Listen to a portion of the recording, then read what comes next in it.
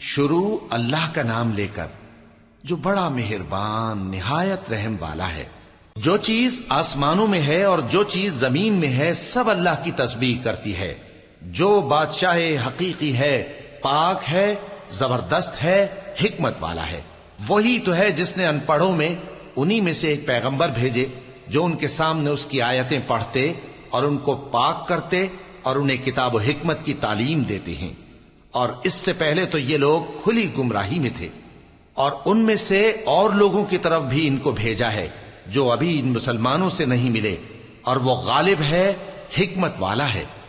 یہ اللہ کا فضل ہے، جسے چاہتا ہے عطا فرماتا ہے، اور اللہ بڑے فضل کا مالک ہے۔ جن لوگوں کو تورات کا حامل بنایا گیا پھر انہوں نے اس کے حامل ہونے کا حق ادا نہ کیا، ان کی مثال گدھے کی سی ہے جس پر بڑی بڑی کتابیں لدی ہوں۔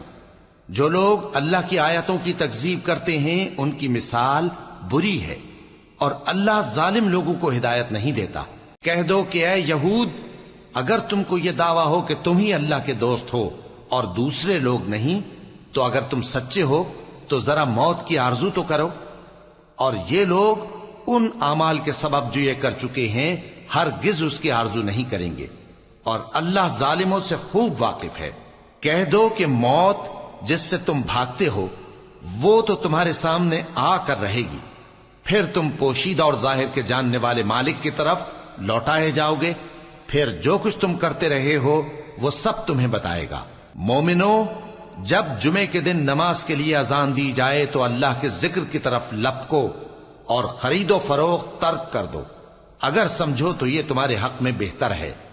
پھر جب نماز ہو چکے تو زمین میں پھیل جاؤ اور اللہ کا فضل تلاش کرو، اور اللہ کو بہت بہت یاد کرتے رہو تاکہ کامیاب ہو جاؤ۔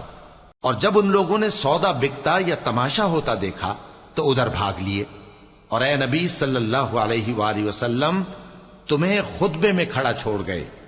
کہہ دو کہ جو چیز اللہ کے ہاں ہے وہ تماشے اور سودے سے کہیں بہتر ہے، اور اللہ سب سے بہتر رزق دینے والا ہے۔